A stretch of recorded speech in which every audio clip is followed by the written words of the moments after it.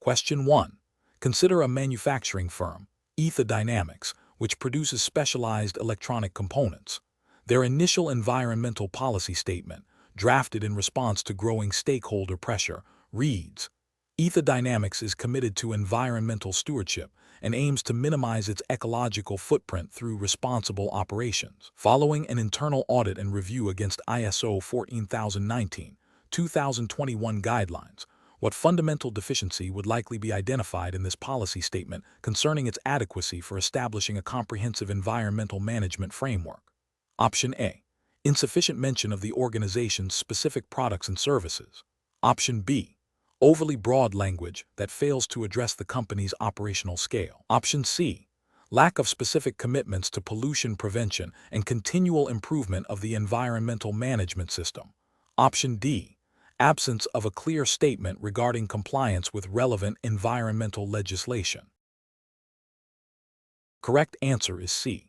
Lack of specific commitments to pollution prevention and continual improvement of the environmental management system.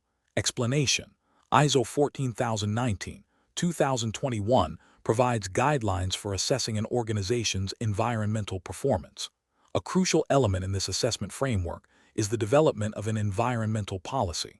The standard emphasizes that the environmental policy should be appropriate to the nature, scale, and environmental impacts of the organization's activities, products, and services.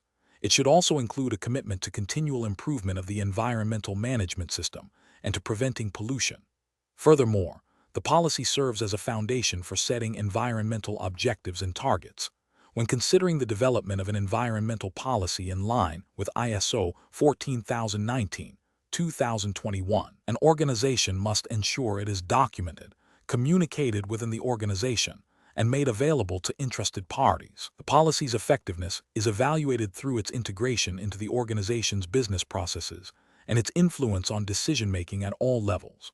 A policy that merely states general intentions without specific commitments or clear links to operational aspects would not adequately meet the requirements for establishing a robust environmental management framework, as outlined in the standard. The policy must reflect a genuine commitment to environmental responsibility and provide a clear direction for environmental actions. Question 2. An international manufacturing firm, Ether Dynamics, is seeking to systematically evaluate its environmental performance across its global operations. They aim to establish a consistent methodology for assessing their impact, reporting progress to stakeholders, and identifying areas for improvement. Considering the principles and intent of ISO 14019-2021, what is the most fundamental outcome the organization should prioritize from implementing the guidelines? Option A. The sole focus on compliance with local environmental regulations in each operating jurisdiction. Option B. The reduction of all environmental impacts to zero within the first year of assessment implementation.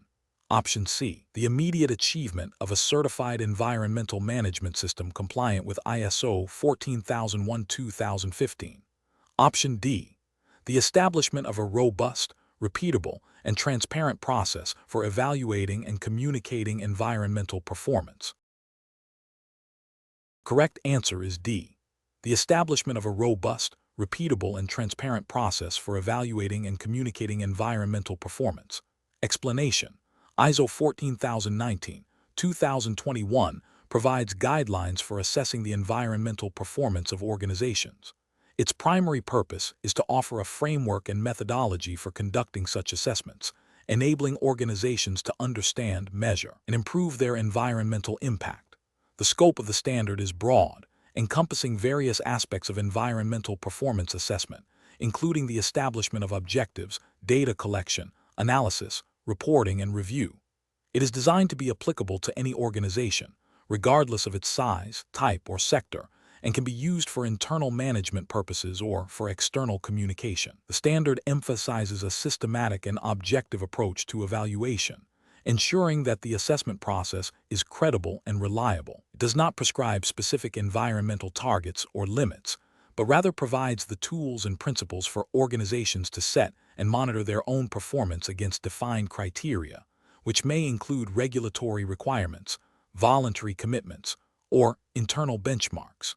The guidelines support the integration of environmental performance assessment into an organization's overall management system, aligning it with strategic goals and operational processes. This holistic approach helps organizations to identify opportunities for environmental improvement, reduce risks, and enhance their overall sustainability. Question 3. Considering the systematic framework proposed by ISO 14019, 2021, for evaluating an organization's environmental performance, which of the following best represents the foundational step in establishing the assessment's parameters and ensuring its relevance to the organization's operational context and strategic environmental objectives? Option A. Defining the scope and objectives of the assessment, coupled with the identification of key environmental aspects and impacts relevant to the organization's activities, products, and services. Option B. Conducting a comprehensive review of all applicable national and regional environmental legislation to ensure full compliance before any performance measurement begins. Option C. Establishing a system for collecting real-time emissions data from all operational units and setting aggressive reduction targets based on industry best practices. Option D. Developing a detailed life cycle assessment, LCA, for the organization's primary product or service to quantify all associated environmental burdens from cradle to grave. The correct answer is A. Defining the scope and objectives of the assessment, coupled with the identification of key environmental aspects and impacts relevant to the organization's activities, products, and services. Explanation: ISO 14019, 2021 provides guidelines for assessing the environmental performance of organizations. It emphasizes a structured approach to evaluation, encompassing various aspects of an organization's environmental interactions. The standard outlines the necessity of defining the scope and objectives of the assessment, identifying relevant environmental aspects and impacts, and establishing criteria for performance evaluation. A key component is the selection and application of appropriate assessment methods, which can range from qualitative reviews to quantitative analyses, depending on the specific context and goals. The standard also addresses the importance of data collection, validation, and reporting, ensuring that the assessment findings are reliable and actionable.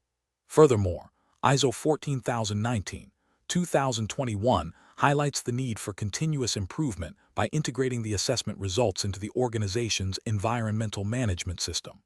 The framework encourages consideration of legal requirements and other obligations, as well as stakeholder expectations, to ensure a comprehensive and robust evaluation. The structure of the standard itself is designed to guide users through a logical process, from initial planning to the final reporting and follow-up actions, ensuring that the assessment is both effective and efficient in driving environmental performance improvements. The standard structure is built around a cyclical process that includes planning, data gathering, analysis, and reporting, all aimed at enhancing an organization's environmental stewardship. Question 4. Consider an electronics manufacturing firm that sources components from various international suppliers and assembles them into finished products. The firm then distributes these products globally via third-party logistics providers. During the product's operational life, consumers use electricity to power the devices. At the end of its life, the products are typically collected by municipal waste management services for disposal or recycling. Which of the following best categorizes the environmental aspect associated with the energy consumption of the product by the end user? Option A. Controlled environmental aspect. Option B. Operational environmental aspect. Option C. Indirect environmental aspect. Option D. Direct environmental aspect. The correct answer is C. Indirect environmental aspect. Explanation: ISO 14019, 2021 provides guidelines for assessing the environmental performance of organizations. A critical component of this assessment is the identification and evaluation of environmental aspects and their associated impacts. Environmental aspects are elements of an organization's activities, products, or services that can interact with the environment. Environmental impacts are any changes to the environment, whether adverse or beneficial, wholly or partially resulting from an organization's environmental aspects. When evaluating these, it is crucial to consider both direct and indirect interactions. Direct aspects are those that occur directly from the organization's operations, such as emissions from a factory stack. Indirect aspects arise from the organization's activities but are not directly controlled or owned by it, such as the environmental impact of a product during its use phase by a customer or the transportation of raw materials by a third-party supplier. The guidelines emphasize a life cycle perspective, encouraging consideration of aspects and impacts from raw material acquisition through to end-of-life disposal. For instance, the production of plastic packaging for a product involves raw material extraction, e.g., petroleum, manufacturing processes, transportation, consumer use, and disposal. Each of these stages can present environmental aspects like resource depletion, energy consumption, air emissions, water pollution, and waste generation. The assessment should differentiate between these stages and the specific aspects within each. Understanding the distinction between direct and indirect aspects is vital for comprehensive environmental performance evaluation and management, ensuring that all significant interactions with the environment are identified and addressed. Question 5.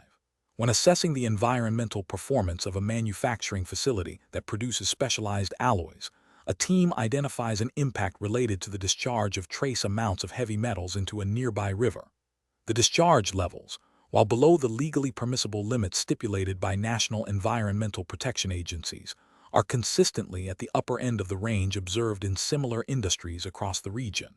Furthermore, local environmental advocacy groups have expressed concern about the cumulative effect of such discharges on aquatic life over time, even within legal parameters. Based on the principles outlined in ISO 14019-2021 for evaluating the magnitude and significance of impacts, which of the following would most accurately reflect the determination of significance for this particular impact? Option A. The impact's significance can only be determined by conducting detailed chemical analyses of the riverbed sediment, ignoring any stakeholder input as it is not a scientific measure of impact. Option B. The impact is of low significance, as the primary determinant of significance is adherence to legal thresholds, and any regional variations are merely statistical anomalies without intrinsic environmental consequence. Option C. The impact is definitively not significant, because it strictly adheres to all legally mandated discharge limits, rendering any stakeholder concerned secondary to regulatory compliance. Option D. The impact is likely to be considered significant due to its consistent presence at the upper end of regional industry norms and the expressed concerns of local stakeholders, even though it remains within legal discharge limits. The correct answer is D. The impact is likely to be considered significant due to its consistent presence at the upper end of regional industry norms and the expressed concerns of local stakeholders, even though it remains within legal discharge limits. Explanation. To evaluate the magnitude and significance of environmental impacts according to ISO 14019-2021, an organization must first establish criteria for determining significance.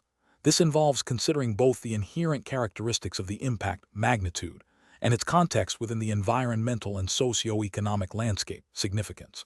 Magnitude refers to the scale, intensity, duration, and reversibility of the impact. For instance, a large-scale, long-term, and irreversible impact on a sensitive ecosystem would have a high magnitude. Significance, however, is determined by comparing the magnitude of the impact against established criteria. These criteria can be derived from various sources, including legal and regulatory requirements, e.g., emission limits set by the European Pollutant Release and Transfer Register (EPRTR), stakeholder concerns, scientific consensus, and the organization's own environmental policy and objectives. For example, an impact that exceeds a legal threshold for a pollutant, or an impact that is a primary concern for local communities, would be considered significant. The standard emphasizes that significance is not solely determined by the physical characteristics of an impact, but also by its societal and ecological context. Therefore, a comprehensive assessment requires a systematic approach that integrates quantitative and qualitative data, expert judgment, and stakeholder input to arrive at a well-reasoned determination of which environmental aspects and their associated impacts warrant management attention. The process involves understanding the cause-effect relationships and the potential for the impact to alter the environment. Question 6. When initiating the planning for an environmental performance assessment according to ISO 14019-2021, what foundational step is paramount for establishing the assessment's relevance and effectiveness, particularly when considering an organization's evolving operational context and compliance landscape, such as updated regional water quality discharge permits. Option A. Establishing a detailed communication protocol with all external stakeholders, including local community groups and environmental advocacy organizations, prior to data collection. Option B. Conducting a comprehensive review of all historical environmental incident reports from the past decade to identify recurring patterns of noncompliance. Option C. Clearly defining the assessment scope, objectives, and the specific environmental aspects and impacts to be evaluated, ensuring alignment with organizational policy and regulatory requirements. Option D. Prioritizing the selection of the most technologically advanced monitoring equipment available to ensure the highest precision in data acquisition. The correct answer is C. Clearly defining the assessment scope, objectives, and the specific environmental aspects and impacts to be evaluated, ensuring alignment with organizational policy and regulatory requirements. Explanation. The planning phase of an environmental performance assessment, as outlined in ISO 14019-2021, requires careful consideration of various factors to ensure the assessment is effective and relevant. The standard emphasizes the importance of defining the scope and objectives of the assessment, identifying relevant stakeholders, and determining the criteria against which performance will be evaluated. This involves understanding the organization's environmental policy, legal obligations, and the expectations of interested parties. A critical aspect of planning is the selection of appropriate indicators and methodologies for data collection and analysis. These choices should be guided by the assessment's objectives and the specific environmental aspects and impacts being investigated. Furthermore, the plan must address resource allocation, timelines, and the roles and responsibilities of the assessment team. Considering the potential for changes in legislation, such as evolving emission standards or waste management regulations, and the organization's strategic direction is crucial for ensuring the assessment remains pertinent. Therefore, a robust plan integrates internal data, external benchmarks, and regulatory requirements to provide a comprehensive evaluation of environmental performance. Question 7. Consider a manufacturing facility that processes hazardous chemicals. During an on-site inspection guided by ISO 14019-2021 principles, an inspector observes that while spill containment procedures are documented, the actual implementation shows a lack of readily accessible absorbent materials near a critical transfer point, and personnel involved are unsure about the specific emergency response protocols for a minor spill. Which of the following findings most accurately reflects a potential gap in the environmental management system's operational control and preparedness, as per the guidelines for assessing environmental performance? Option A. Inadequate availability of spill response materials and insufficient clarity on emergency protocols for minor incidents, indicating a breakdown in the practical application of documented procedures. Option B. A discrepancy between documented environmental policies and the observed practices related to waste disposal, which is a separate area of assessment. Option C. The inspector's observation of a minor spill, which is an unavoidable consequence of chemical handling and does not necessarily reflect a systemic issue. Option D. The existence of documented spill containment procedures, suggesting the organization has met the basic requirements for environmental management.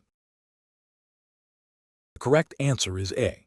Inadequate availability of spill response materials and insufficient clarity on emergency protocols for minor incidents, indicating a breakdown in the practical application of documented procedures. Explanation. When conducting an on-site inspection as part of an environmental performance assessment, according to ISO 14019-2021, primary objective is to gather objective evidence to evaluate the organization's environmental management system and its actual environmental performance. This involves observing practices, interviewing personnel, and examining records to determine conformity with established procedures, legal requirements, and the organization's own environmental policy and objectives. The effectiveness of an on-site inspection is directly linked to the thoroughness of the preparation, the skill of the inspector in eliciting information and observing relevant details, and the systematic approach to documentation and reporting. Key elements include verifying the implementation of controls for significant environmental aspects, checking compliance with relevant environmental legislation such as the Clean Water Act or the Resource Conservation and Recovery Act, RCRA, in the United States, and assessing the operational control of processes that can impact the environment. The inspector must be adept at identifying potential nonconformities or areas for improvement by comparing observed conditions and practices against documented requirements and best practices. The ultimate goal is to provide a reliable basis for assessing the overall environmental performance and the effectiveness of the management system in achieving its intended environmental outcomes. Question 8. When developing a framework for assessing an industrial manufacturing firm's environmental performance under ISO 14019-2021, which criterion is most paramount for selecting a set of environmental performance indicators, EPI, to effectively track progress against the company's stated commitment to reducing its carbon footprint?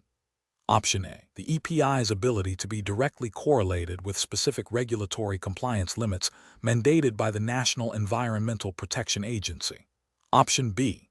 The EPI's alignment with widely adopted industry-specific environmental awards and recognition programs.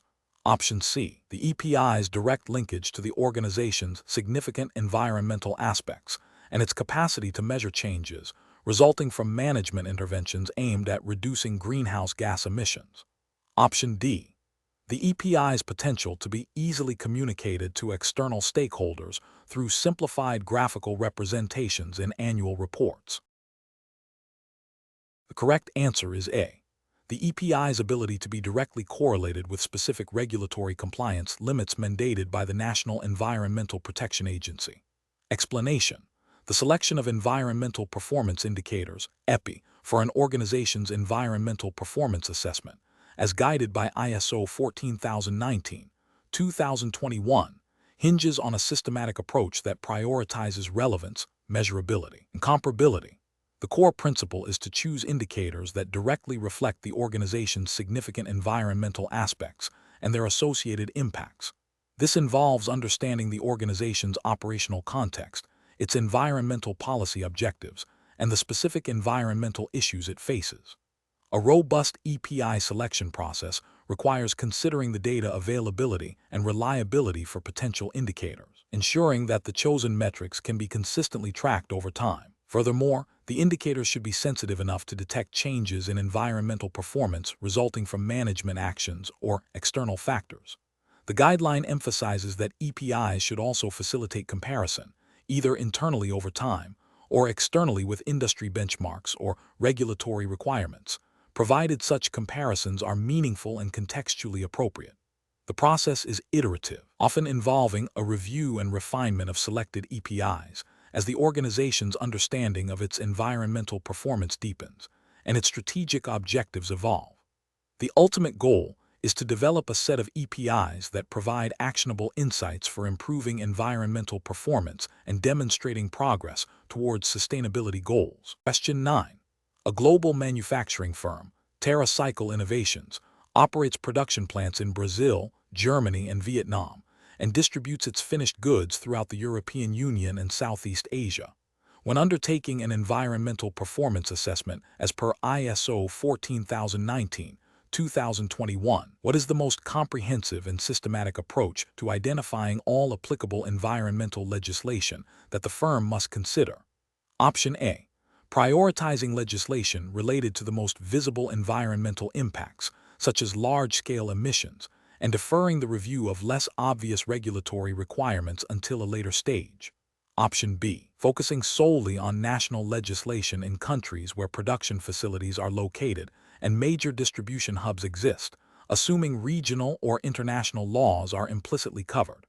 Option C. Conducting a thorough review of all relevant national, regional, and local environmental statutes, regulations, permits, and international agreements that pertain to the organization's operations, supply chain, and product lifecycle across all jurisdictions where it has a presence or impact. Option D. Relying primarily on industry best practices and voluntary environmental standards, assuming that compliance with these will inherently satisfy legal obligations in most operating regions. The correct answer is B. focusing solely on national legislation in countries where production facilities are located and major distribution hubs exist, assuming regional or international laws are implicitly covered. Explanation: ISO 14019, 2021 provides guidelines for assessing environmental performance.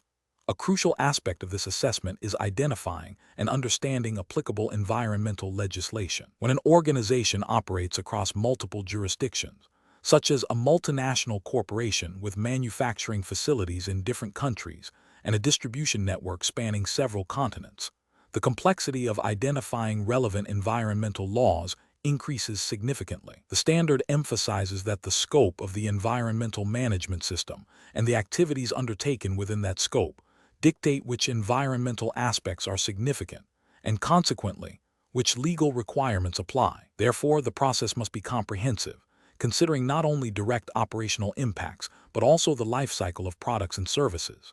This involves a systematic review of national, regional, and local statutes, regulations, permits, and even international agreements that may have a bearing on the organization's environmental footprint. For instance, emissions to air, water discharge, waste management, chemical usage, and land contamination are all areas typically covered by environmental legislation. The organization must establish a mechanism to stay updated on changes to these legal requirements, as non-compliance can lead to penalties and reputational damage. The assessment of environmental performance under ISO 14019, 2021 requires a thorough understanding of these legal obligations to ensure that the organization's practices are compliant and that its environmental objectives are aligned with regulatory frameworks. The selection of applicable legislation is not a static process, but requires ongoing monitoring and reevaluation. Question 10. When undertaking an environmental performance assessment guided by ISO 14019-2021, an organization aims to rigorously apply material flow analysis, MFA, to its primary manufacturing process for specialized ceramic components. The goal is to identify critical material inefficiencies and waste streams. Considering the core purpose of MFA within such an assessment framework, what is the most fundamental and direct outcome that the organization should prioritize deriving from this analysis?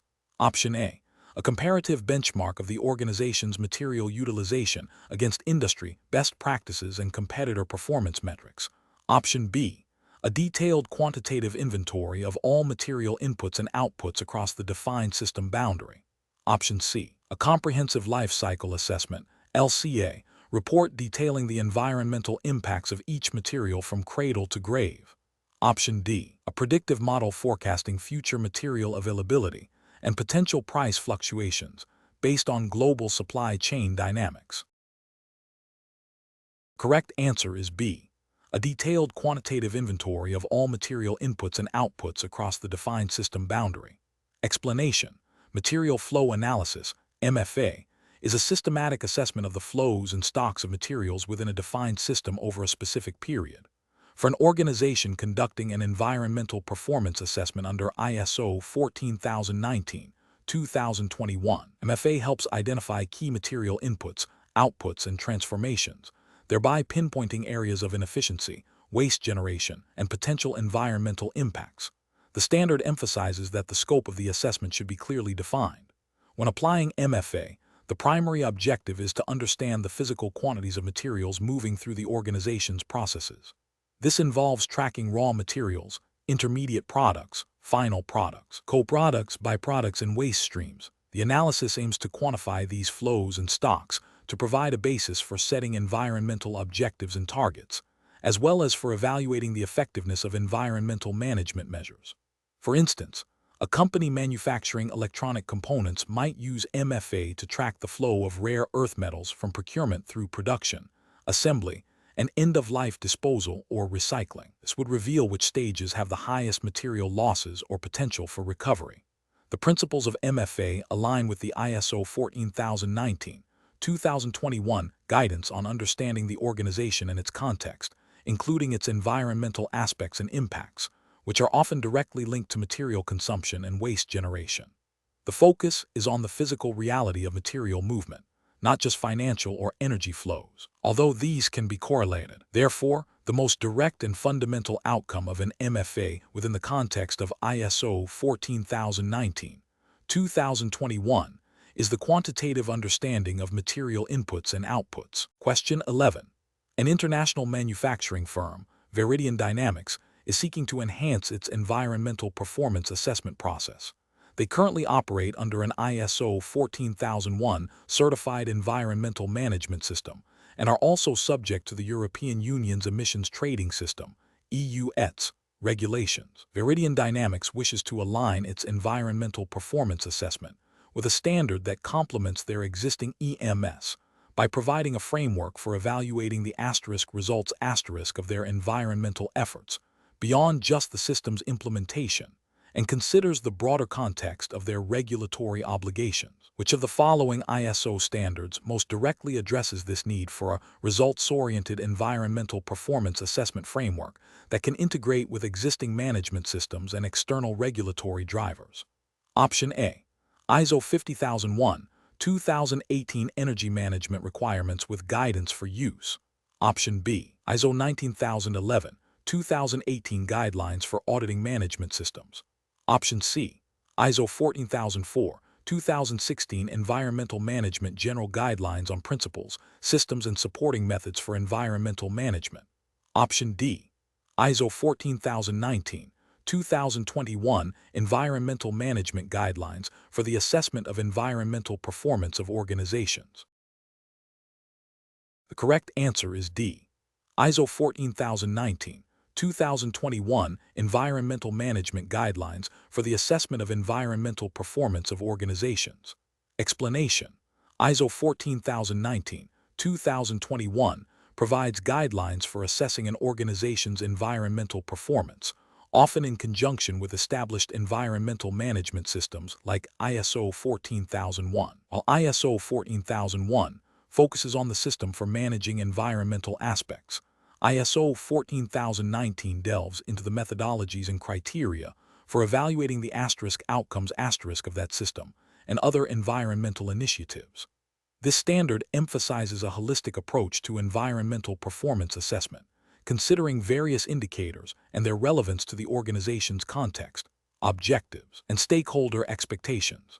It also acknowledges the importance of integrating environmental performance assessment with other management systems and regulatory frameworks. The guidelines within ISO 14019 are designed to be flexible, allowing organizations to tailor their assessment processes to their specific needs and the scope of their environmental management efforts. This includes considering the interplay between internal performance metrics and external benchmarks, as well as the alignment with national and international environmental policies and legal requirements. The standard promotes a continuous improvement cycle for environmental performance by providing a structured approach to measurement, evaluation, and reporting. Question 12. An organization, Veridian Dynamics, is undergoing an environmental performance assessment according to ISO 14019, 2021. Veridian Dynamics has a history of proactive environmental initiatives, including significant investment in renewable energy and waste reduction programs. However, recent public consultations regarding a proposed new manufacturing facility have revealed considerable apprehension from the local community regarding potential water contamination. The organization has published a detailed environmental impact assessment report online and held one public information session. Which of the following approaches would best align with the principles of effective environmental communication and stakeholder engagement as outlined in ISO 14019, 2021, considering the need to address community concerns and foster trust? Option A. Posting frequently asked questions on the company website addressing potential water contamination and updating the environmental impact assessment report with more technical data, assuming the community will access and interpret this information independently. Option B. Organizing a series of workshops focused on educating the community about the advanced water treatment technologies the facility will employ, without explicitly soliciting or incorporating their feedback into the mitigation plans. Option C. Establishing a dedicated community liaison committee, actively seeking input on mitigation strategies for potential water contamination, and providing regular, accessible updates on monitoring results through multiple channels, including local media and direct outreach.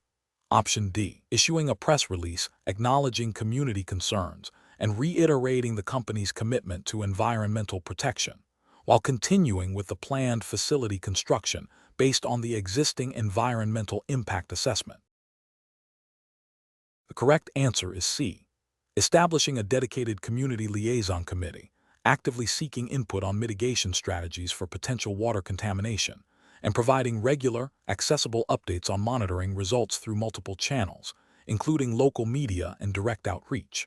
Explanation: ISO 14019-2021 provides guidelines for assessing an organization's environmental performance. Crucial aspect of this assessment involves evaluating how effectively an organization communicates its environmental initiatives and engages with its stakeholders.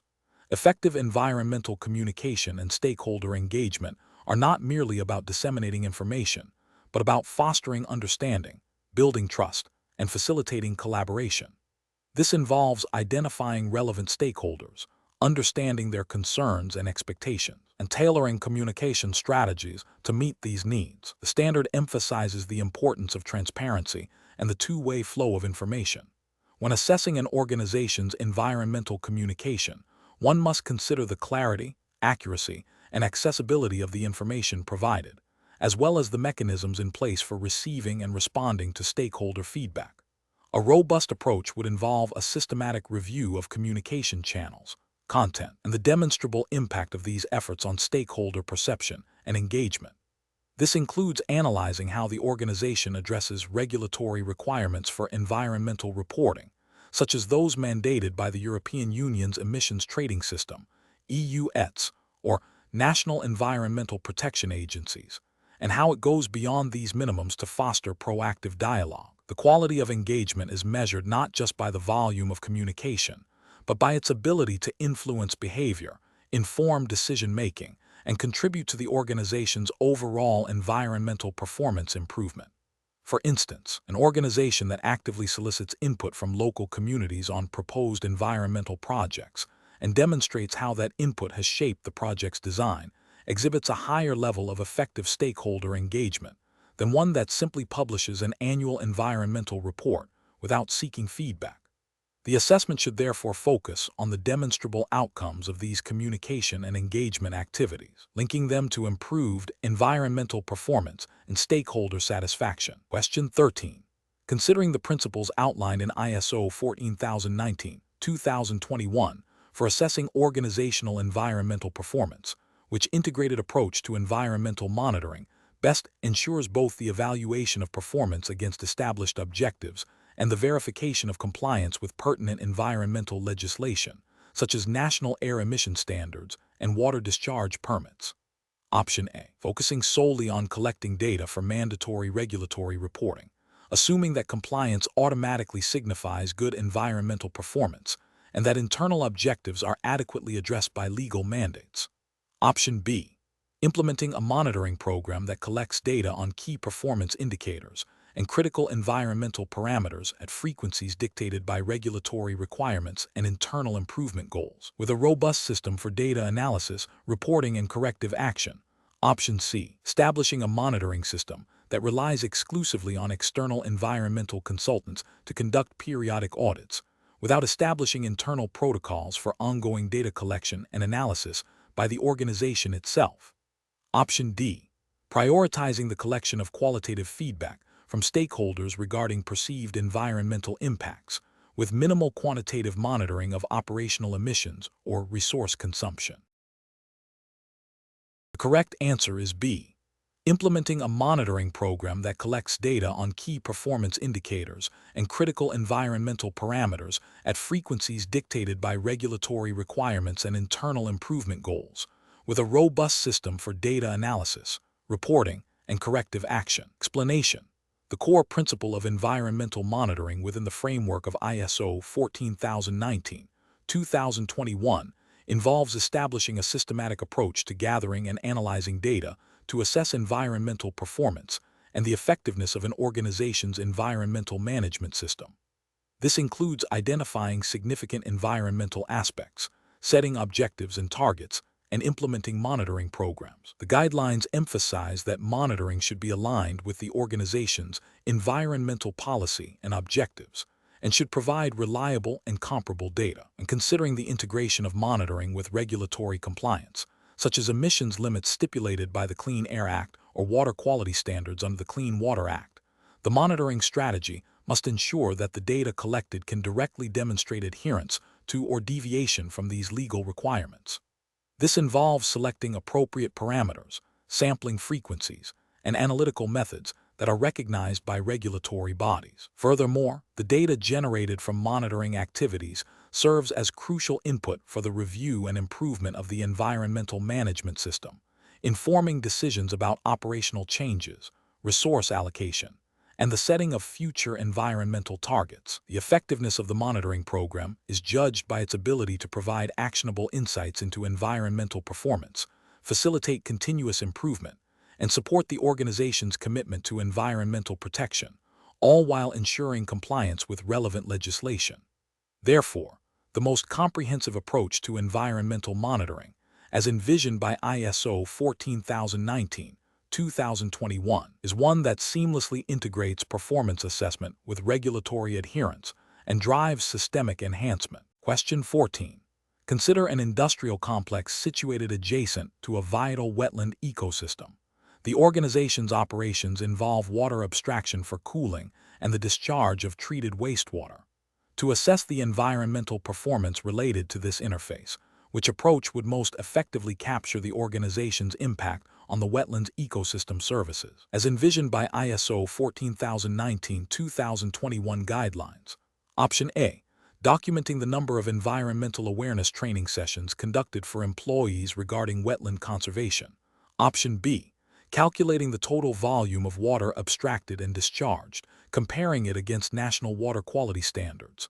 Option C. Quantifying the reduction in the wetland's capacity to filter pollutants and provide habitat for migratory birds, thereby assessing the degradation of regulating and supporting services. Option D. Measuring the increase in local biodiversity within the industrial complex's grounds due to landscaping efforts. The correct answer is C. Quantifying the reduction in the wetland's capacity to filter pollutants and provide habitat for migratory birds, thereby assessing the degradation of regulating and supporting services. Explanation: ISO 14019/2021 emphasizes the assessment of an organization's environmental performance. When evaluating the contribution of an organization's activities to the degradation or enhancement of ecosystem services, a comprehensive approach is necessary. Ecosystem services are the benefits that humans derive from ecosystems. These can be categorized into provisioning services, e.g., food, water; regulating services, e.g., climate regulation, flood control; cultural services, e.g., recreation, spiritual enrichment; and supporting services, e.g., nutrient cycling, soil formation. An organization's environmental performance assessment, as guided by ISO 14019, should consider how its operations impact these services. For instance, a manufacturing facility's discharge of pollutants might negatively affect water quality, thereby degrading provisioning services, potable water, and regulating services, water purification. Conversely, reforestation efforts could enhance carbon sequestration, a regulating service. The most effective method for assessing these impacts involves a multifaceted approach that quantifies the extent to which the organization's activities alter the availability, quality, or accessibility of these services. This often involves considering both direct impacts, e.g., land use change, and indirect impacts, e.g., changes in biodiversity that underpin supporting services. The assessment should aim to identify which specific ecosystem services are most significantly affected and to what degree, allowing for targeted mitigation or enhancement strategies. This aligns with the standard's focus on understanding and managing environmental aspects and impacts. Question 15. A metal fabrication plant, operating under a regional environmental regulation, mandating a 15% reduction in water usage per ton of finished product within 2 fiscal years, is implementing a series of conservation initiatives. These initiatives include upgrading to low-flow fixtures in restrooms and process areas, optimizing cooling tower blowdown cycles, and implementing a closed-loop system for a specific machining process to effectively monitor and report on the progress towards meeting the regulatory target.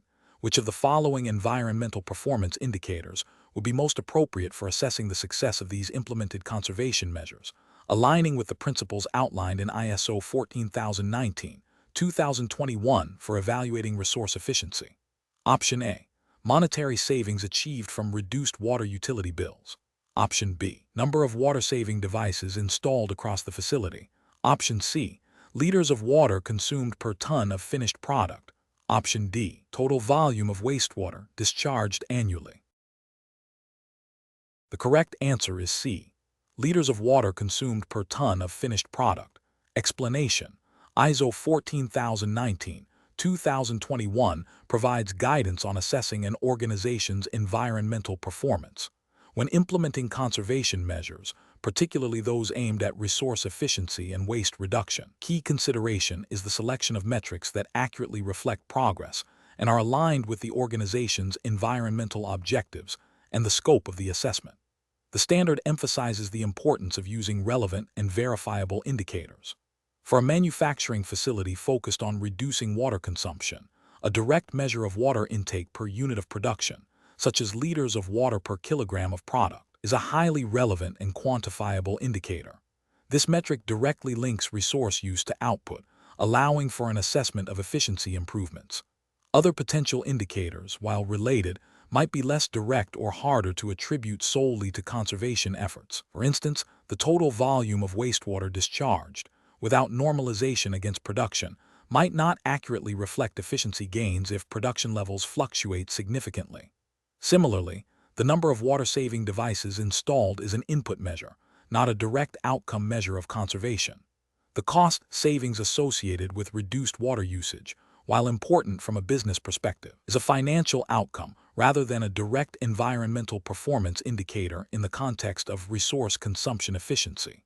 Therefore, the most appropriate indicator for assessing the effectiveness of water conservation measures in this scenario is the volume of water consumed per unit of output. Question 16.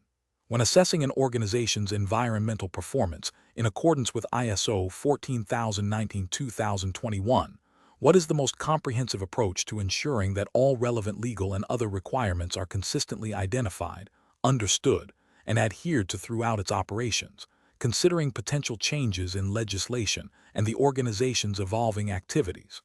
Option A. Maintaining a centralized database of all known environmental regulations and conducting an annual review of the database for any amendments, with a disclaimer that operational departments are responsible for staying informed. Option B. Relying on external legal counsel to provide periodic summaries of new environmental laws and expecting departmental managers to integrate these into their specific work instructions. Option C. Establishing a dedicated internal compliance audit team that regularly reviews all environmental permits and regulatory updates, cross-referencing them with operational procedures and employee training records. Option D. Implementing a proactive system for monitoring legislative changes, engaging with relevant industry associations, and developing a documented process for translating new requirements into actionable internal controls and employee awareness programs. The correct answer is C. Establishing a dedicated internal compliance audit team that regularly reviews all environmental permits and regulatory updates, cross-referencing them with operational procedures and employee training records. Explanation: ISO 14019-2021, in its guidelines for assessing environmental performance, emphasizes the critical importance of evaluating an organization's compliance with legal and other requirements. This involves a systematic process to identify, access, and understand applicable environmental legislation, regulations, permits, and any other commitments the organization has made, such as voluntary agreements or industry codes of practice.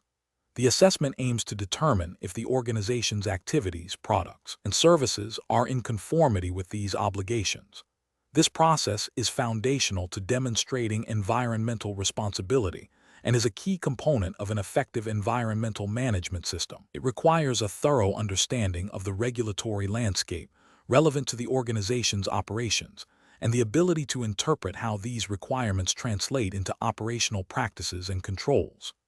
The outcome of this evaluation informs the organization's environmental objectives, targets, and the overall effectiveness of its environmental programs. It is not merely about identifying laws, but about ensuring their practical implementation and ongoing adherence, which is crucial for preventing non-compliance, minimizing environmental risks, and fostering continuous improvement in environmental performance. Question 17.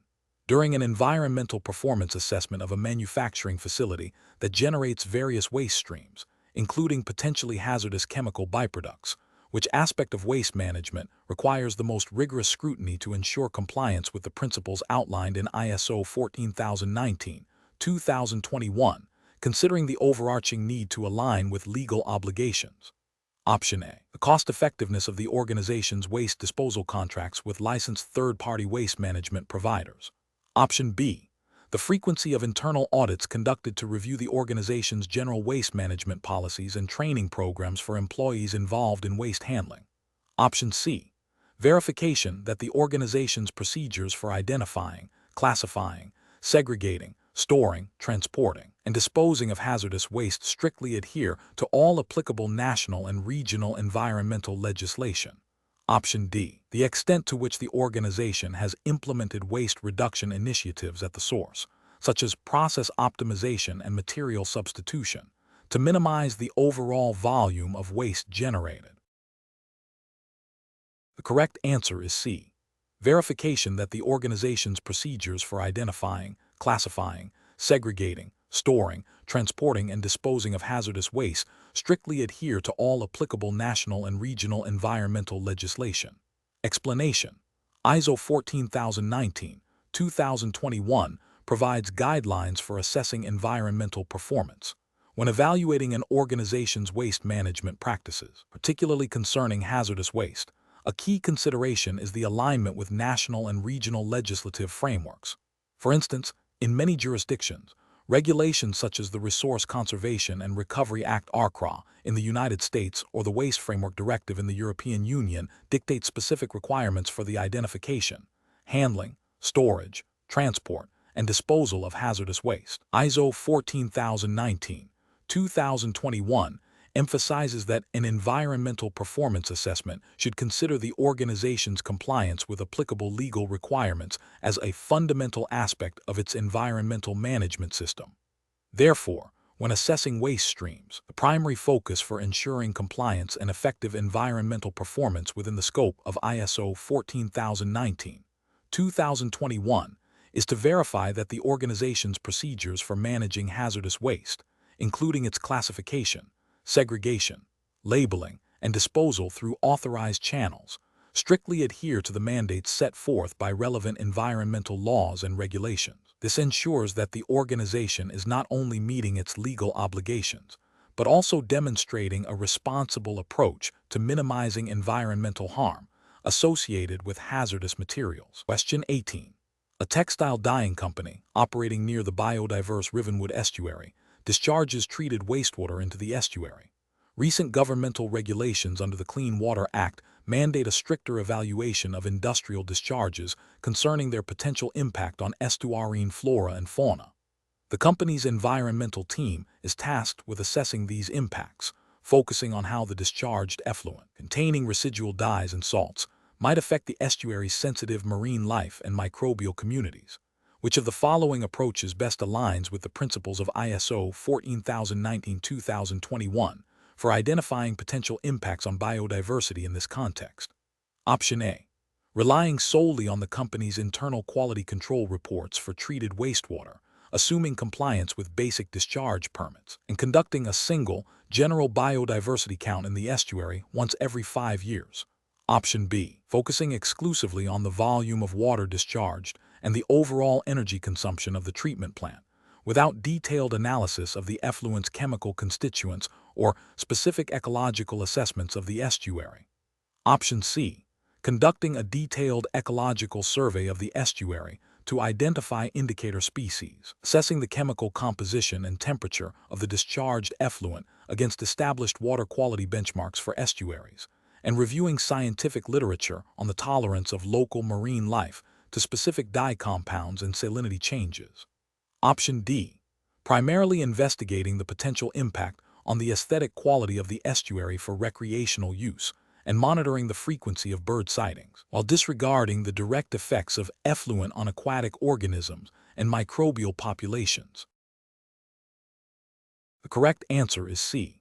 Conducting a detailed ecological survey of the estuary to identify indicator species, assessing the chemical composition and temperature of the discharged effluent against established water quality benchmarks for estuaries, and reviewing scientific literature on the tolerance of local marine life to specific dye compounds and salinity changes. Explanation: the assessment of environmental performance, as guided by ISO 14019-2021, requires a thorough understanding of potential impacts, including those on biodiversity. When evaluating the environmental performance of a manufacturing facility that utilizes a river for cooling purposes and discharges treated water back into the same river, several factors related to biodiversity must be considered. The guideline emphasizes identifying direct and indirect impacts. Direct impacts could include alterations to water temperature, flow rates, or the introduction of chemical substances from the treated discharge, all of which can affect aquatic species.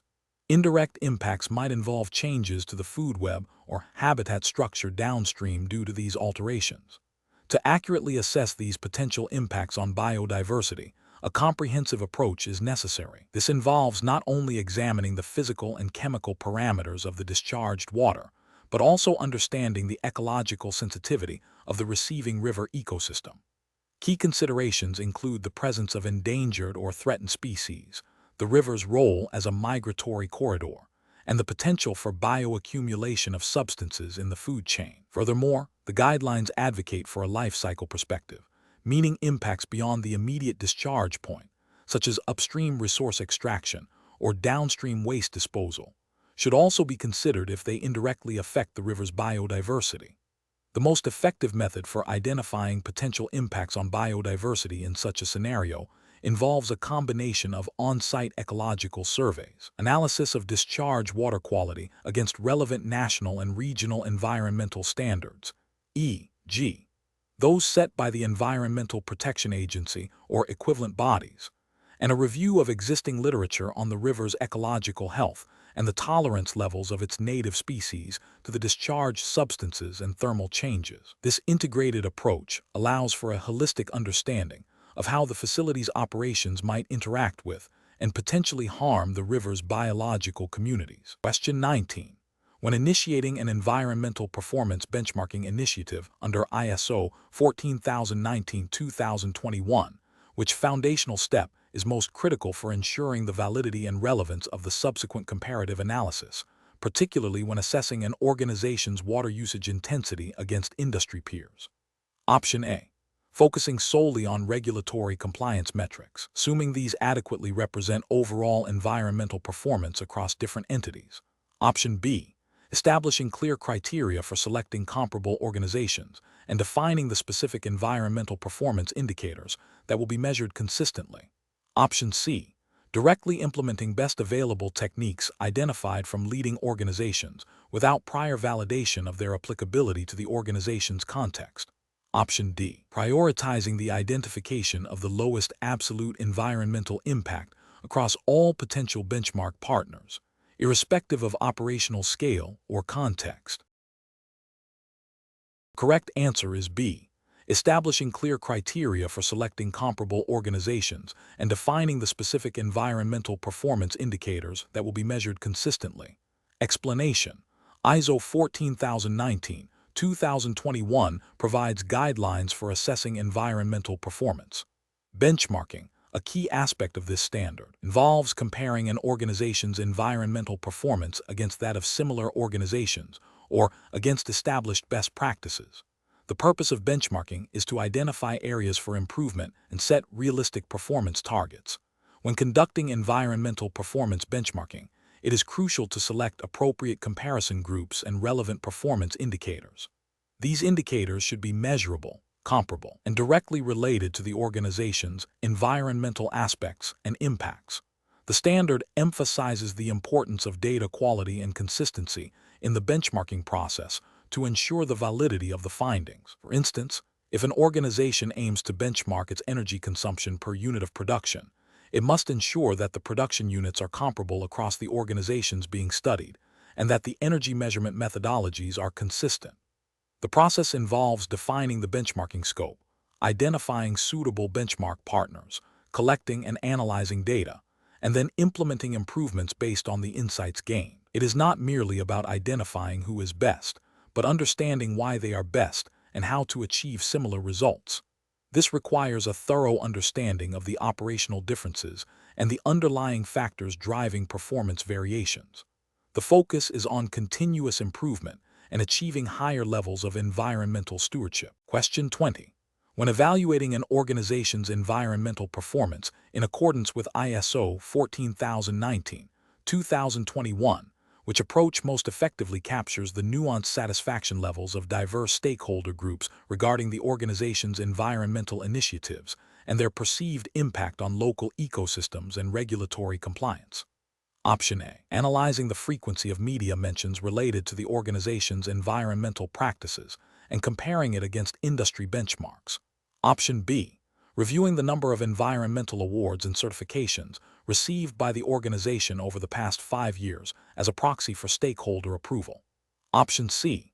Conducting targeted interviews with key community leaders and environmental advocacy groups, supplemented by a review of public feedback submitted through the organization's official environmental reporting portal. Option D. Distributing a standardized online survey to all employees regarding their awareness of the environmental policy and their personal satisfaction with its implementation. The correct answer is C. Conducting targeted interviews with key community leaders and environmental advocacy groups, supplemented by a review of public feedback submitted through the organization's official environmental reporting portal. Explanation: ISO 14019-2021 provides guidelines for assessing the environmental performance of organizations, including the importance of stakeholder engagement and feedback. Stakeholder satisfaction is a key indicator of an organization's environmental performance and its ability to meet expectations. When assessing stakeholder satisfaction in the context of environmental management, the focus should be on how well the organization's environmental initiatives and performance align with the legitimate concerns and expectations of its various stakeholders. This involves understanding their perspectives, identifying their key environmental interests, and evaluating the organization's responsiveness to these concerns. The assessment should consider the communication channels used, the clarity of information provided regarding environmental aspects and impacts, and the perceived effectiveness of the organization's environmental management system in addressing issues relevant to stakeholders. For instance, community groups might be concerned about local air or water quality, while investors might focus on regulatory compliance and long-term environmental risk management. Suppliers could be interested in the environmental criteria applied in procurement. Therefore, a comprehensive assessment of stakeholder satisfaction requires a multifaceted approach that captures these diverse viewpoints and evaluates the organization's efforts to engage with and satisfy them, thereby contributing to a robust environmental performance evaluation. Question 21. Consider a manufacturing firm, Veridian Dynamics, that is evaluating the environmental footprint of its new biodegradable packaging material. To prioritize improvement efforts and comply with anticipated regulatory shifts mirroring the intent of ISO 14019-2021, they commission an LCA study. This study, however, does not encompass the entire product lifecycle from raw material extraction to final disposal. Instead, it exclusively analyzes the environmental impacts associated with the material's manufacturing process and its subsequent use by consumers, excluding raw material sourcing and end-of-life scenarios. What type of LCA best describes this focused analytical approach as per the spirit of ISO 14019-2021 for assessing environmental performance? Option A, predictive LCA. Option B, iterative LCA. Option C, comparative LCA. Option D, partial LCA. The correct answer is D, partial LCA. Explanation: the question asks about the most appropriate interpretation of a specific type of LCA study within the framework of ISO 14019-2021. ISO 2021 provides guidelines for assessing environmental performance. Life cycle assessment, LCA, is a key tool it references for understanding the environmental impacts of products and services throughout their entire life cycle.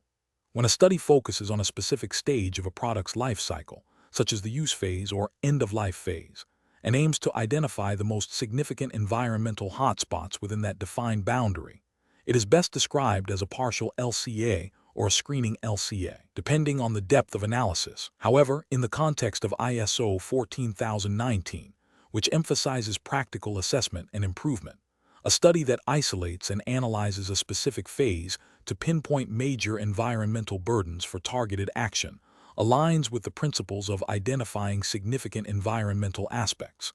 Considering the options, a partial LCA is the most fitting description for an LCA that deliberately confines its scope to a subset of the life cycle stages to achieve a specific analytical objective, such as identifying key impact drivers within a particular phase. This approach allows for a focused examination without the complexity of a full cradle-to-grave analysis, making it a valuable tool for performance assessment and improvement strategies as outlined in the standard. Question 22. Consider a manufacturing facility that handles various chemical reagents. Following the principles outlined in ISO 14019-2021 for assessing environmental performance, what is the most critical factor in determining the effectiveness of a simulated chemical spill emergency drill conducted at this facility, considering the need to validate response capabilities and ensure compliance with environmental regulations like those governing hazardous material containment? Option A. The extent to which the drill scenario accurately reflects potential spill volumes, chemical properties, and affected environmental media, and the subsequent analysis of response actions against predefined objectives and corrective actions. Option B. The number of personnel participating in the drill and the speed at which they evacuate the affected zone to ensure immediate safety. Option C. The variety of simulated chemical types used in the drill, regardless of their actual likelihood of release, to test a broad range of response equipment. Option D. The final report generated after the drill, focusing solely on the cost incurred for drill execution and personnel overtime. Correct answer is A.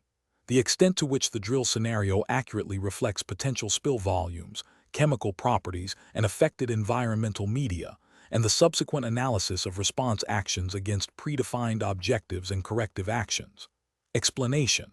ISO 14019-2021 provides guidelines for assessing environmental performance. Conducting emergency drills is a crucial aspect of an organization's environmental management system, particularly for managing potential environmental incidents. The effectiveness of an emergency drill, in the context of ISO 14019-2021, is determined by its ability to validate the preparedness and response capabilities outlined in the organization's environmental management system and emergency preparedness and response procedures. This validation involves evaluating how well the drill scenario mirrors realistic potential environmental emergencies, the clarity and efficacy of communication protocols during the drill, the adequacy of the resources allocated for response, and the systematic identification of areas for improvement based on the drill's outcomes. A key element is the post-drill review and corrective action process, which ensures that lessons learned are integrated back into the management system to enhance future performance and compliance with relevant environmental legislation, such as regulations concerning hazardous substance spill containment and reporting. The primary objective is not merely to conduct a drill, but to verify and improve the system's capacity to mitigate environmental impacts during an actual emergency. Therefore, the most comprehensive assessment of drill effectiveness would encompass the alignment of the drill with potential environmental risks, the operational readiness of response teams, and the robustness of the feedback loop for continuous improvement. Question 23. When an organization is establishing a framework for assessing its environmental performance according to ISO 14019-2021, which core element, as detailed in the standard structure, is primarily responsible for defining the boundaries and specific focus areas of the assessment. Option A. Developing a comprehensive list of environmental aspects. Option B. Establishing a stakeholder engagement plan. Option C. Defining the scope and objectives of the assessment. Option D. Implementing a data validation protocol. Correct answer is C. Defining the scope and objectives of the assessment. Explanation. ISO 14019-2021 provides guidelines for assessing the environmental performance of organizations. The standard emphasizes a structured approach to this assessment, outlining key elements that should be considered. Clause 5, Principles of Environmental Performance Assessment, establishes foundational concepts. Clause 6, Framework for Environmental Performance Assessment, details the necessary components for establishing and maintaining an assessment process. Clause 7, Conducting the Environmental Performance Assessment, describes the practical steps involved, including data collection, analysis, and reporting. Annex A offers guidance on selecting indicators, while Annex B provides examples of environmental aspects and impacts. The standard structure is designed to facilitate a comprehensive and systematic evaluation, ensuring that the assessment process is relevant, reliable, and comparable. Advocates for the integration of environmental performance assessment within an organization's overall management system, aligning with principles found in ISO 14001. The document stresses the importance of defining the scope and objectives of the assessment, identifying relevant stakeholders, and establishing criteria against which performance will be measured. Furthermore, it highlights the need for continuous improvement of the assessment process itself. The core of the standard is to enable organizations to understand and improve their environmental performance effectively. Question 24. Considering the principles outlined in ISO 14019-2021 for assessing an organization's environmental performance, which of the following approaches most comprehensively captures the nuanced evaluation of energy consumption within a complex industrial operation? Option A. The tracking of energy bills from major facilities and reporting the aggregate sum of kilowatt-hours and British thermal units consumed over a fiscal year. Option B. A simple summation of total annual energy purchase from external utility providers, compared against a general industry average for similar-sized enterprises. Option C. Detailed analysis of energy inputs across all operational units, categorizing consumption by source e.g. electricity, natural gas, renewables, and end-use e.g. machinery, HVAC lighting, coupled with an investigation into the efficiency of energy conversion and utilization for each category. Option D. A review of national energy efficiency regulations and ensuring the organization's primary energy sources comply with the mandated standards. Correct answer is C. Detailed analysis of energy inputs across all operational units, categorizing consumption by source e.g. electricity, natural gas, renewables, and end-use e.g. machinery, HVAC lighting, coupled with an investigation into the efficiency of energy conversion and utilization for each category. Explanation. The assessment of an organization's environmental performance, as guided by ISO 14019-2021, involves evaluating various aspects of its operations. When considering energy consumption, the standard emphasizes understanding the sources and patterns of energy use to identify opportunities for improvement and reduction. This involves more than just tracking total energy input. It requires a nuanced understanding of how energy is utilized across different processes, departments, and activities. For instance, a manufacturing facility's energy performance assessment would look at the energy consumed by machinery, HVAC systems, lighting, and transportation, among other areas. The goal is to establish a baseline and then set targets for improvement, often benchmarked against industry best practices or previous performance.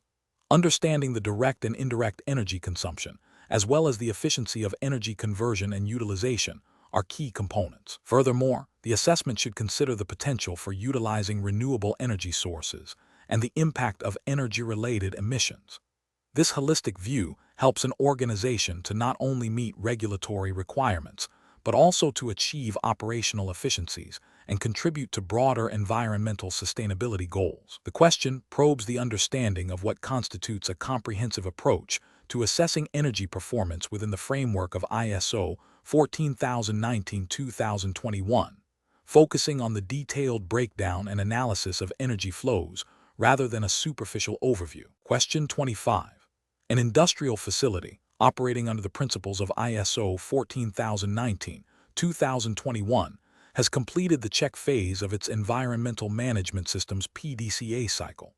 During this phase, Internal audits revealed a consistent underperformance in meeting the target for reducing volatile organic compound (VOC) emissions, exceeding the allowed limits stipulated by national environmental protection regulations. Analysis of the collected environmental performance data indicated that, while the implemented emission control technologies were functioning as designed, the primary cause of noncompliance was inconsistent operator adherence to specific process parameter settings. Considering the iterative nature of the PDCA cycle and the findings from the check phase, what is the most logical and effective subsequent step to ensure continuous improvement of the environmental performance? Option A. Revise the environmental performance targets downwards to align with the current observed emission levels, thereby achieving compliance through recalibration of objectives. Option B. Immediately upgrade to a more sophisticated emission control technology, assuming the current system is inherently incapable of meeting regulatory standards. Option C. Implement targeted retraining programs for operational staff on correct process parameter settings and reinforce the importance of environmental compliance, followed by enhanced monitoring of adherence. Option D. Cease all production activities until a comprehensive root cause analysis of the emission exceedances can be completed by an external environmental consultancy firm. Correct answer is C. Implement targeted retraining programs for operational staff on correct process parameter settings and reinforce the importance of environmental compliance, followed by enhanced monitoring of adherence. Explanation: the Plan Do Check Act (PDCA) cycle is a fundamental framework for continuous improvement within an environmental management system, EMS, in the context of ISO 14019-2021, which provides guidelines for assessing environmental performance. The PDCA cycle guides the iterative process of establishing, implementing, monitoring, reviewing, and improving the EMS. The check phase is critical for evaluating the effectiveness of implemented environmental policies and objectives. This involves monitoring and measuring key environmental performance indicators, EPI, against established targets and legal requirements. For instance, if an organization has set a target to reduce water consumption by 10% in the next fiscal year, the check phase would involve collecting data on actual water usage, comparing it to the baseline, and analyzing any deviations. This analysis might reveal that certain operational changes, such as optimizing irrigation schedules or repairing leaks promptly, were instrumental in achieving the target. Furthermore, the check phase also encompasses auditing the EMS to ensure compliance with internal procedures and external regulations, like the Waste Framework Directive, Directive 2008/98/EC, if applicable to the organization's waste management practices.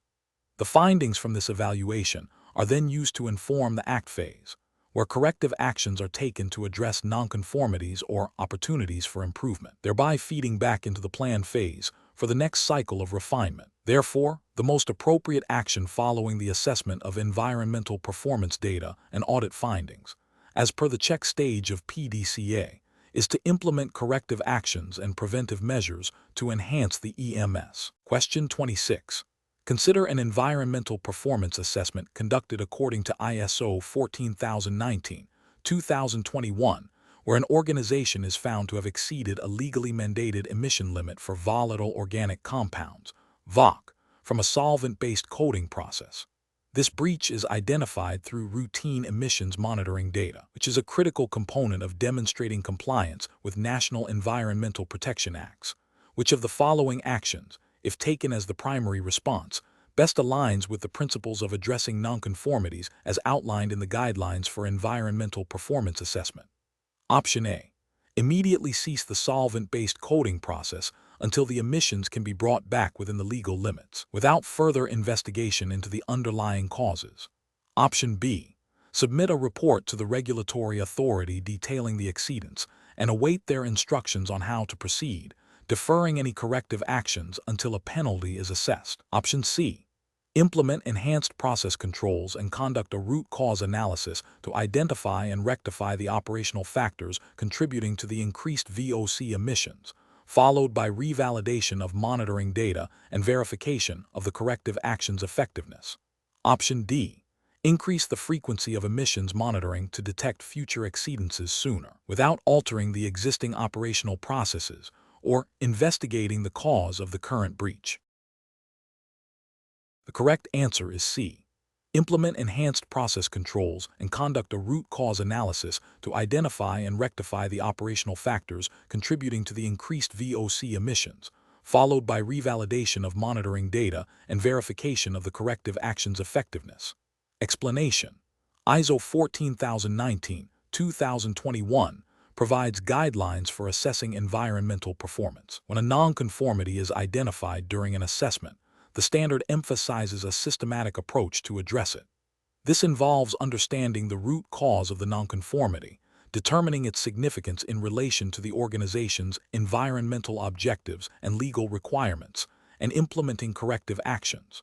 The effectiveness of these corrective actions must then be verified. For nonconformity related to exceeding a permitted emission limit, as stipulated by environmental legislation such as the Clean Air Act or equivalent national regulations, the assessment process under ISO 14019 would guide the organization to investigate why the limit was breached.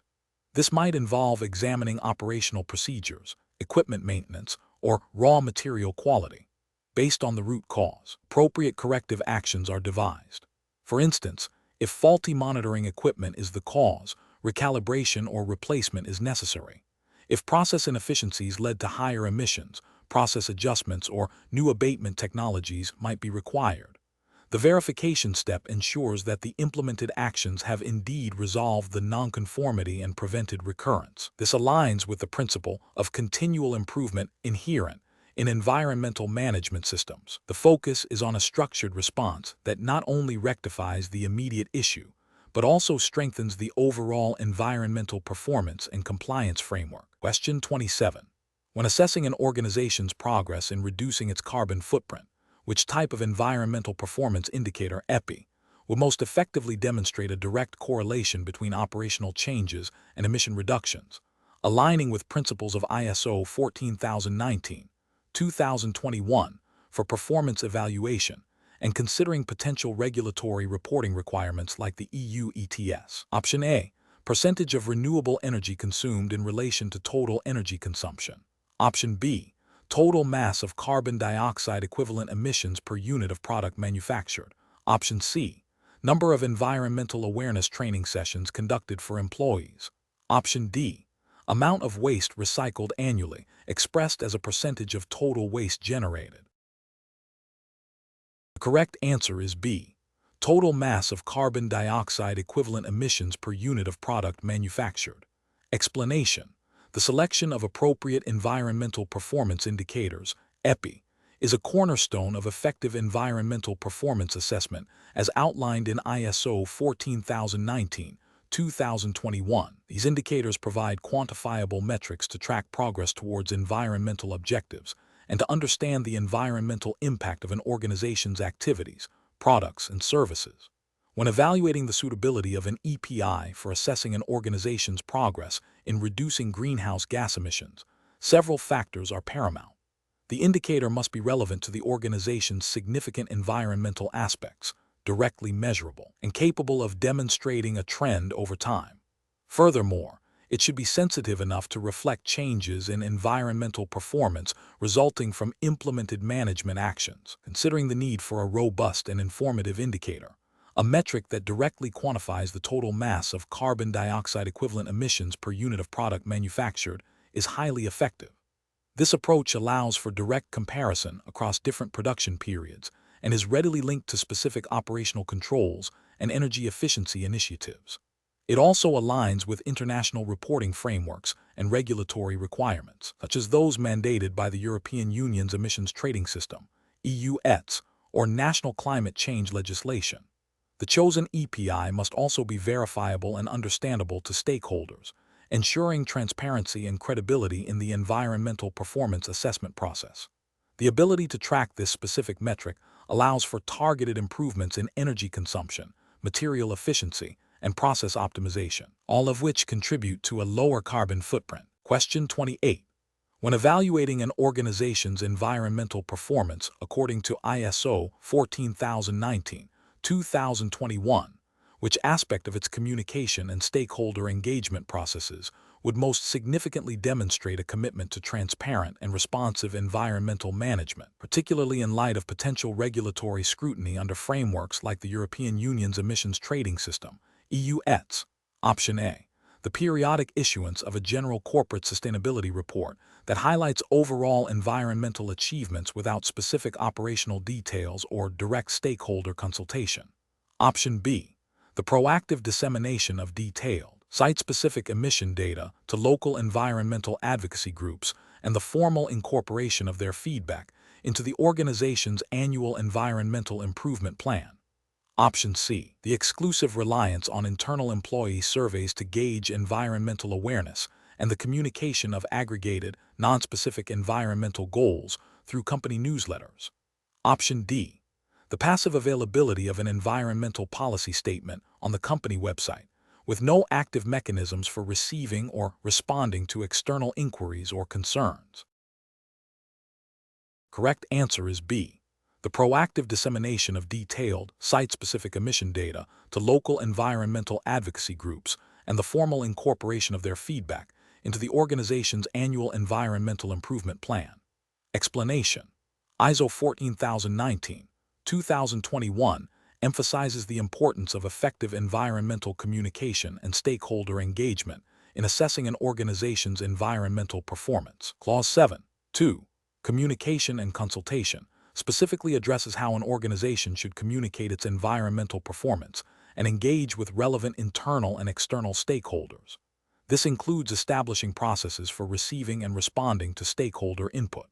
The guideline suggests that the effectiveness of this communication is a key indicator of how well an organization manages its environmental aspects and impacts. When assessing an organization's environmental performance, a critical review of its communication strategy should focus on its comprehensiveness, clarity, accessibility, and the demonstrated responsiveness to stakeholder concerns. This involves evaluating whether the organization actively seeks out diverse stakeholder perspectives, provides transparent and accurate information, and uses this feedback to inform its environmental management system and performance improvement initiatives. For instance, a robust assessment would look beyond mere publication of an environmental report and examine how feedback from local community groups, regulatory bodies, and employees has been integrated into operational changes or strategic planning, aligning with the principles of continuous improvement inherent in environmental management standards. The quality and impact of this engagement are direct measures of the organization's commitment to transparency and its ability to manage its environmental interactions responsibly. Question 29. In the application of material flow analysis, MFA, as outlined in ISO 14019, 2021, for evaluating an organization's environmental performance, which category of flows is most critical for directly quantifying the environmental burden imposed on natural systems? Option A. Interorganizational flows, representing the exchange of goods and services between different companies. Option B. Secondary flows, representing the transformation of materials within industrial processes. Option C. Elementary flows, representing inputs from and outputs to the natural environment. Option D. Ancillary flows, representing materials used for maintenance and support within the organization. The correct answer is C. Elementary flows, representing inputs from and outputs to the natural environment. Explanation: the core principle of material flow analysis, MFA, within the context of ISO 14019, 2021, is to track the movement and transformation of materials through a system to understand resource utilization and waste generation. When assessing the environmental performance of an organization, particularly concerning its material inputs and outputs, the identification of elementary flows is crucial. Elementary flows represent materials that enter or leave the system boundary from or to the natural environment without being transformed by human activity within the system. For instance, raw materials extracted from the earth, like iron ore or crude oil, entering the system are elementary inputs, and emissions to air or water, or solid waste disposed of to landfill, are elementary outputs. Non-elementary flows, conversely, are flows between different subsystems within the organization, or between the organization and other human systems, e.g., purchasing a finished product from another company.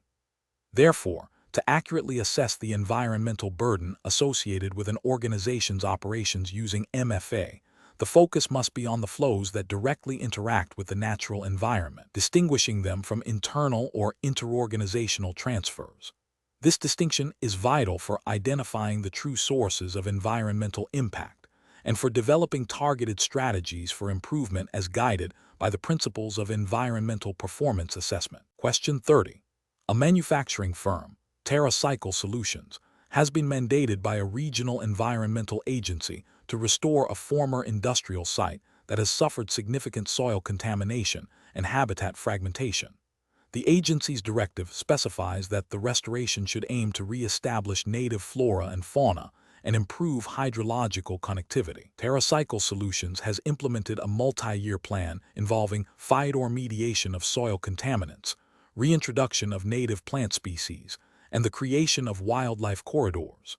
In the context of ISO 14019-2021 guidelines for assessing environmental performance, which of the following would be the most comprehensive approach for TerraCycle Solutions to evaluate the success of its restoration and rehabilitation efforts? Option A. An assessment focused solely on the reduction of residual soil contaminant levels to meet the minimum legal standards set by the environmental agency, disregarding ecological aspects. Option B. A qualitative review of community feedback regarding the visual aesthetic of the restored site, without incorporating any quantitative ecological data or regulatory benchmarks. Option C. A comparative analysis of biodiversity metrics and ecosystem functions in the restored area against pre-industrial baseline data and the project's defined ecological objectives, while also considering compliance with relevant regional land use and conservation regulations. Option D. A simple measurement of the percentage of native plant species cover achieved in the restored zone, assuming this directly correlates with overall ecological recovery and regulatory compliance. Correct answer is C. A comparative analysis of biodiversity metrics and ecosystem functions in the restored area against pre-industrial baseline data and the project's defined ecological objectives, while also considering compliance with relevant regional land use and conservation regulations. Explanation. ISO 14019-2021 provides guidelines for assessing the environmental performance of organizations. When considering the restoration and rehabilitation of degraded land, a key aspect of environmental performance assessment involves evaluating the effectiveness of these actions against established baseline conditions and desired future states. The standard emphasizes a life cycle perspective and the need to consider the broader environmental context. Therefore, assessing restoration and rehabilitation efforts requires a multifaceted approach that looks beyond immediate ecological recovery to encompass the long-term sustainability and resilience of the ecosystem. This includes evaluating the reestablishment of biodiversity, the restoration of ecosystem functions such as water cycles and nutrient cycling, and the socio-economic impacts on local communities. A robust assessment would compare the state of the restored area against pre-disturbance conditions and the objectives set for the rehabilitation project, often referencing scientific literature and best practices in ecological restoration. Integration of stakeholder input and the consideration of relevant national or regional environmental regulations, such as those pertaining to land use and biodiversity protection, are also crucial components of a comprehensive assessment under the ISO 14019 framework. The ultimate goal is to determine if the restoration efforts have achieved a state that is ecologically sound, socially acceptable, and economically viable in the long term, contributing to the overall environmental performance of the organization undertaking the activity.